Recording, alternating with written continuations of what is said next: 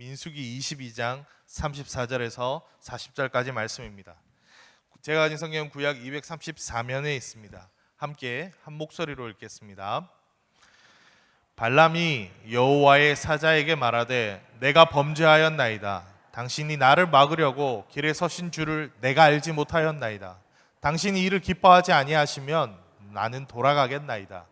여호와의 사자가 발람에게 이르되 그 사람들과 함께 가라. 내가 내게 이르는 말만 말할지니라. 발람이 발락의 고관들과 함께 가니라. 발락은 발람이 온다 함을 듣고 모압 변경의 끝 아르논 가에 있는 성읍까지 가서 그를 영접하고, 발락은 발람에게 이르되 내가 특별히 사람을 보내어 그대를 부르지 아니하였느냐? 그대가 어찌 내게 오지 아니하였느냐? 내가 어찌 그대를 높여 존귀하게 하지 못하겠느냐? 발람이 발락에게 이르되 내가 오기는 하였으나 무엇을 말할 능력이 있으리까? 하나님이 내 입에 주시는 말씀 그것을 말할 뿐이니이다. 발람이 발락과 동행하여 기럇 후솥에 이르러서는 발락이 소와 양을 잡아 발람과 그와 함께한 고관들을 대접하였더라. 아멘. 오늘은 포기하지 않고 사랑하시는 하나님이란 제목으로 말씀을 나누어 보려 합니다. 오늘 말씀은 그 배경을 조금 알아야 합니다. 광야 생활을 하던 이스라엘 백성은 요단강 동쪽 모압 평지에 이르렀습니다. 이제 지척에 이르렀어요. 넘어가면 가나안이거든요. 그런데 이제 어떤 일이 있냐면 오늘 말씀에 보면 발락이라는 사람이 나오고 발람이라는 사람이 나옵니다. 헷갈릴 수 있습니다. 발락은 모압의 왕입니다. 그러니까 하나님을 안 믿는 사람이고, 이 발락은 지금 이거를 해결하려고 그래요. 이스라엘이 승승장구하거든요. 가는 곳곳마다 철기 문명을 가지고 힘이 센 사람들을 만나는데 이 사람들이 싸워서 이 사람 많아도 무너뜨리면 그만이지 했는데 안 되는 거예요. 그래서 고민하다가 어떻게 하냐면 모압 왕 발락이 그때 동맹을 맺었던, 우리나라로 치면 가야와 신라처럼 미디안 장로들과 이 고민을 얘기합니다. 어떻게 하면 좋겠냐? 지금 이스라엘 민족이 오고 있다. 이들이 오면 전쟁하면 우리가 질 텐데 이들을 무너뜨릴 계책이 없는가? 이렇게 얘기합니다. 그러니까 어떻게 하냐면 자신들의 머리에서 최고의 묘수를 꺼내온 게 뭐냐면, 우리 동네에 가다 보면 저기 멀리 강가 부돌 강가라고 해서 여기서 저기 한 600km 떨어진 저 멀리에 있는 사람이 있는데 그 사람 이름이 누구냐면 발람이라는 선지자가 있습니다. 이 선지자에게 명해서 이들을 저주하라 합시다. 이스라엘을 저주해서 무너뜨리면 그러면 됩니다. 이 사람 진짜 용합니다. 그래서 모압의 왕 발락은 발람 선지자를 부릅니다. 발람은 이 당시 메소포타미아 부돌이라는 사람이라고 기록했는데 이 사람은 선지자라고 하기보다는 술사에 가까웠어요. 그러니까 어떠냐면 하나님을 알아요. 분명히 하나님을 아는데 하나님만 아는 게 아니고 바알도 알고 아세라도 알고 돈 주면 그들에게 좋은 말도 해주고 막 이러고 사는 사람이었던 거예요. 근데 이 당시 소문은 용하다는 거예요. 그래서 이 사람을 부릅니다. 당시 사회로부터 인정받았던 이 사람은 오늘은 하나님의 영이 임해서 하나님의 말을 전하는데 나중에 가면 다른 성경에서 뭐라고 되어 있냐면 미디안 전쟁 중에 이스라엘을 우상 숭배로 이끌었던 사람 발람이 죽었더라, 이렇게 되어 있습니다. 그러니까 이 사람은 이때는 잠깐 하나님의 말을 하는데 그 다음은 또 하나님과 전혀 반대 일을 합니다. 발람이 처음에는 모압 왕의 얘기를 듣고 거절합니다. 저주 좀 해주세요, 이스라엘 민족. 그러니까 이 사람이 뭐라고 얘기하냐면 내가 하나님을 아는데 어떻게 그렇게 합니까? 이렇게 얘기해요. 근데 처음에는 저도 이 성경 읽을 때는 이 사람 대단한 사람이네 했는데 나이가 들면서 읽으면서 어떤 느낌이냐면 한번 튕긴 것 같아요. 그래서 몸값을 좀 더 올립니다. 왜냐하면 왜 그렇게 생각이 드냐면 그 다음에 모압 왕이 그래? 그럼 돈을 좀 더 줍니다. 그러면 어떻게 해야 됩니까? 내가 돈 때문에 이러는 것 같습니까? 이래야 되잖아요. 그럼 저도 가지요. 이러고 가요. 이 사람이 처음에는 하나님이 보는데 어떻게 그렇게 합니까? 이래놓고 돈을 더 준다니까 결국 가요. 돈 벌러 가요. 낙이 안장 채워가지고 오 한복 벌겠다 이런 마음으로 막 걸어갑니다. 그런데 이날 갑자기 나귀가 안 가는 거예요. 저 지나가면 되는데 길을 안 가는 거예요. 이 나귀가 이런 적이 없었거든요. 이 나귀가 내 돈 벌 때마다 잘했던 나귀거든요. 안 되니까 채찍질을 합니다. 이놈의 나귀가 왜 안 가니 이러는데 그래도 나귀가 안 가요. 왜냐하면 나귀가 눈을 딱 봤는데 저기 길 끝에 하나님의 선지자가, 하나님의 천사가 칼을 들고 지나가면 죽이려고 딱 대기하고 있는 거예요. 그러니까 이 나귀는 눈에는 그게 보이는 거예요. 그래서 안 갔던 거예요. 성경의 말씀이 이렇게까지 기록한 건 이렇게 눈이 어두운 자라고요. 나귀도 보는 걸 못 보는 사람이 선지자라는 이름으로 있다고요. 그래서 하나님이 먼저 어떻게 하냐면 이 천사가 나귀의 입을 엽니다. 나귀가 뭐라고 말하냐면 나귀가 사람 말을 해요. 주인이요, 내가 이때까지 당신을 업어서 이런 적이 있었어요? 이렇게 반문을 합니다. 왜 저를 이렇게 때리세요? 제가 오죽함이라겠어요? 이렇게 얘기를 했다고요. 그리고 눈이 밝아지고 딱 보니까 하나님의 선지자가, 하나님의 천사가 칼을 들고 있는 걸 본 거예요. 그래서 오늘의 말씀이 시작되는 겁니다. 내가 하나님 앞에 죄를 지었습니다. 당신이 가지 말라고 하면 안 가겠습니다 라고 얘기하니까 천사가 뭐라고 하냐면 가라, 가서 너는 내가 시키는 말만 해라 이렇게 얘기하고 여기 온 겁니다. 그래서 어떻게 되느냐, 발락 왕이 오늘 말씀 보면 꾸짖는 것 같지만 사실은 높여주고 있어요. 내가 갈라 그랬는데, 내가 당신 오라 그랬는데 왜 이렇게 늦게 왔어요? 막 아양 떠는 겁니다. 그러면서 저기 가면 다 준비해놨으니까 저주만 해주세요 이렇게 한 거예요. 그러니까 발락 왕 앞에서 발람이 뭐라고 얘기하냐면 나는 하나님이 주시는 말만 하겠습니다 이러고 가요. 그래서 어떻게 되느냐, 이스라엘 민족들이 지나가는 길 옆에서 멀리서 보면서 그들을 저주하라 그랬는데 그들에게 축복의 말을 합니다. 그러니까 발락왕이 아니 왜 이런 말을 하냐고 말립니다. 하지 말라고. 끝까지 축복을 해요. 그러면 당신이 지금 이 이스라엘 민족들이 보이니까 그러면 저 끝으로 가자. 그래서 이 사람들이 끄트머리에 안 보이는 데 가서 저주해 달라 그래요.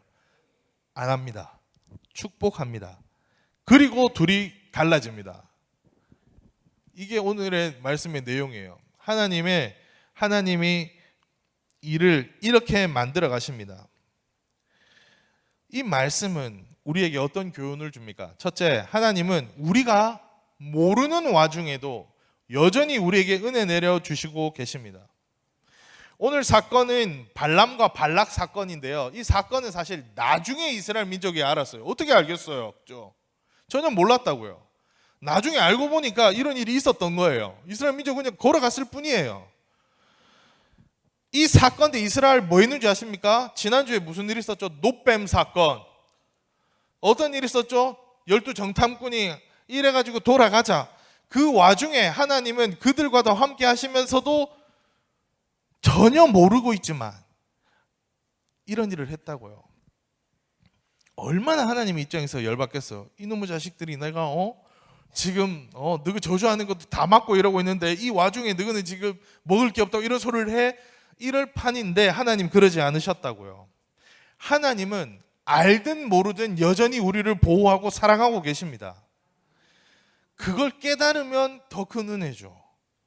이걸 깨달아야 돼요. 하나님은 그러니까 우리가 예배를 하든 안 하든 여전히 우리와 함께 하시고 계시고, 하나님은 우리가 모르는 와중에도 함께 하시고, 우리가 자고 있을 때도 여전히 졸지도 않으시고 주무시지도 않으시며 우리를 사랑하고 지켜보신다고요.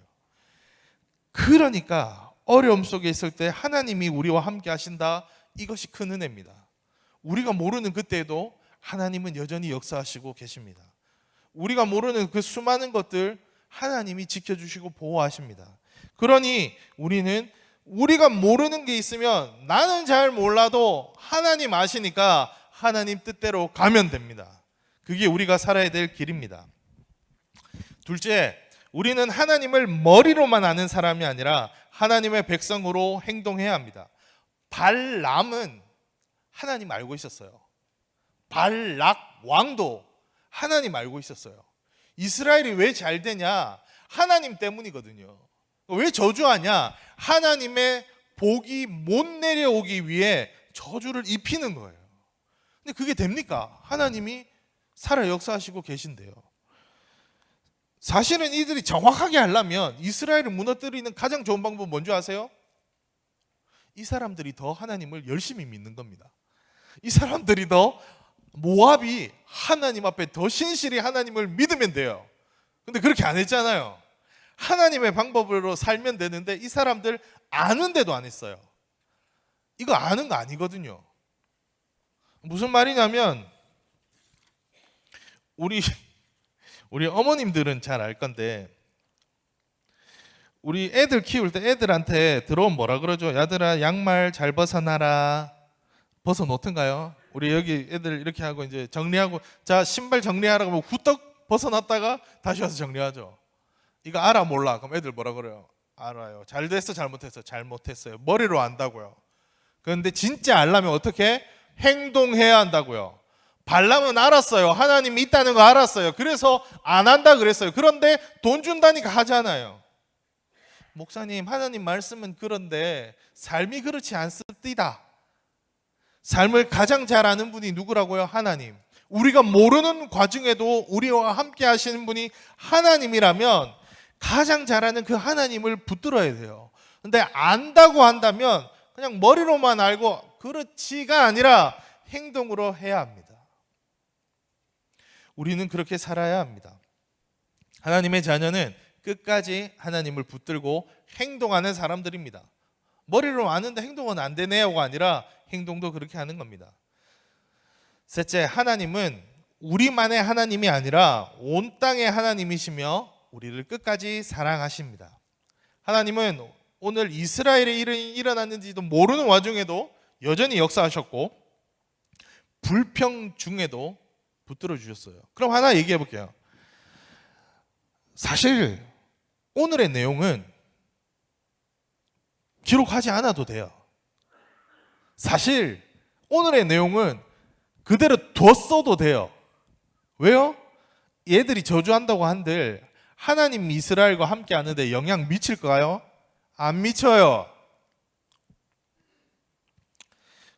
그런 얘기 하대요.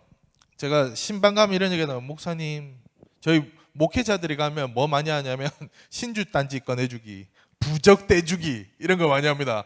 목사님 우리 집에 종교가 2개 있으면 안 좋다는데 어떻게 합니까? 목사님 우리 집에 이제 이렇게 오시면 요 이제 부적하고 떼라 그러는데 문제가 생기면 어떡합니까? 근데 목회자들이 와서 왜 기도하고 왜 하는지 아십니까? 우리한테 능력이 있는 게 아니에요.